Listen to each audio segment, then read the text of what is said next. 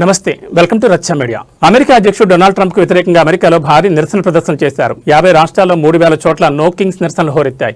90 లక్షల మందికి పైగా రోడ్లపైకి వచ్చిన జనం ఆందోళనలో పాల్గొన్నారు. లాభాల కోసం యుద్ధమా అంటూ నినాదాలు చేశారు. అమెరికా సైనికులు అమ్మకానికి లేరంటూ స్లోగన్స్ ఇచ్చారు. అన్యాయం చట్టమైనప్పుడు ప్రతిఘటన కర్తవ్యం అవుతుందని నినాదాలు చేశారు.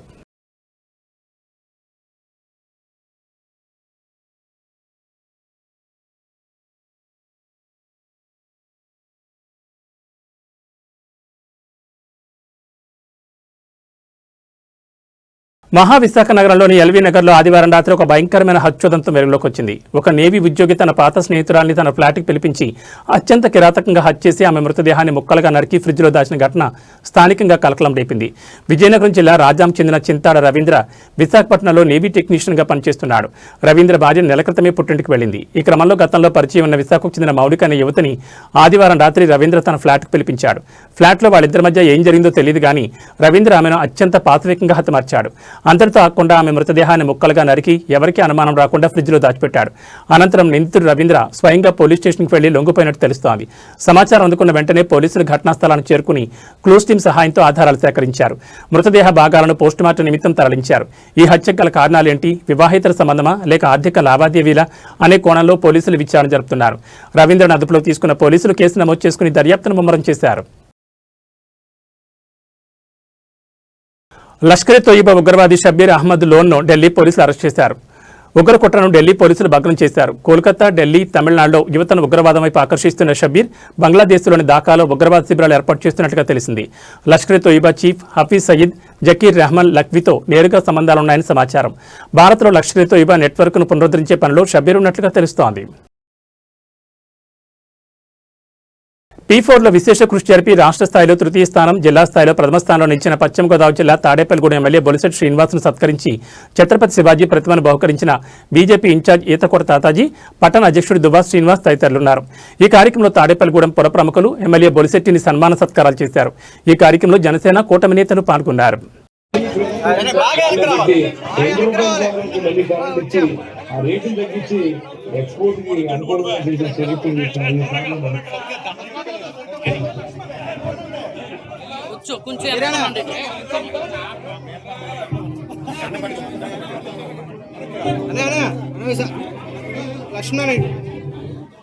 ఆంధ్రప్రదేశ్ ప్రభుత్వం ప్రతిష్టాత్మకంగా చేపట్టిన పేదరిక నిర్మూలన లక్ష్యంగా పనిచేసే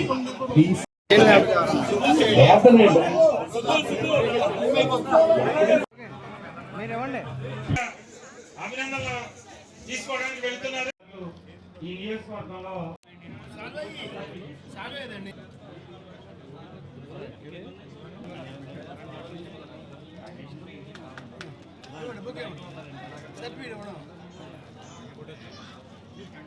తర్వాత ఉప్పలపాటి వీరరాఘవ సత్యనారాయణ గారు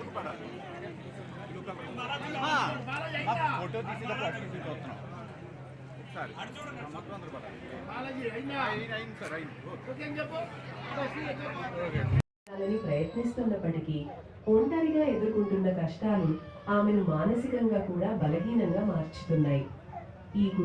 మాజీ మంత్రి చెరుకువాడ శ్రీరంగనాథరాజు తండ్రి ఇటీవల స్వర్గస్థులయ్యారు. వారి కుటుంబ సభ్యులను తాడేపల్లిగూడెం నియోజకవర్గం తెలుగుదేశం పార్టీ ఇన్ఛార్జ్, భవన మరియు ఇతర నిర్మాణ కార్మికుల సంక్షేమ బోర్డు చైర్మన్ వలవల మల్లికార్జునరావు పరామర్శించారు. ఆయన వెంట తెలుగుదేశం నాయకులు పరిమి రవికుమార్, దాట్ల జగన్నాథరాజు, అన్నంనేడి శ్రీను తదితరులున్నారు.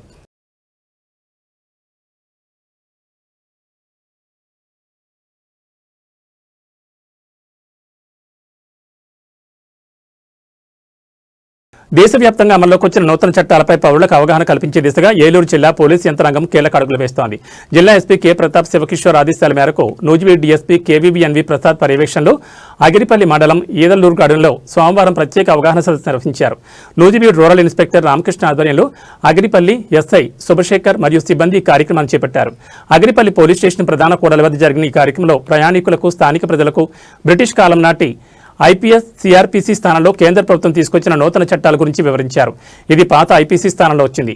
ఇందులో నేరాల నిర్వచనాల్లో స్పష్టతనిస్తూ శిక్షల కంటే బాధితులకు న్యాయం చేకూర్చడానికే ప్రాధాన్యత ఇచ్చారు. ముఖ్యంగా మహిళలు, చిన్నారులపై జరిగే నేరాలకు కఠిన శిక్షలు అమలు చేపడతాయి. పాత విచారణ ప్రక్రియ స్థానంలో వచ్చిన ఈ చట్టం కేసుల విచారణలో వేగం, పారదర్శకత కోసం వీడియోగ్రఫీ, ఆన్లైన్ సాక్ష్యాలు వంటి సాంకేతికతను విరివిగా ఉపయోగిస్తోంది. సామాన్యులు పోలీస్ స్టేషన్ చుట్టూ తిరిగే పని లేకుండా నిర్ణీత కాల వ్యవధిలో న్యాయం అందేలా ఈ చట్టాలను రూపొందించారు. ఈ సందర్భంగా ఎస్ఐ శుభశేఖర్ మాట్లాడుతూ ఎఫ్ఐఆర్ నమోదు నుండి విచారణ ముగిసే వరకు అన్ని డిజిటలైజ్ చేయబడుతున్నాయని తెలిపారు. ప్రతి పౌరుడు ఈ మార్పుల గురించి అవగాహన కలిగి ఉండాలని, బాధ్యతాయుతమైన పౌరులుగా పోలీసులు సహకరించాలని పిలుపునిచ్చారు.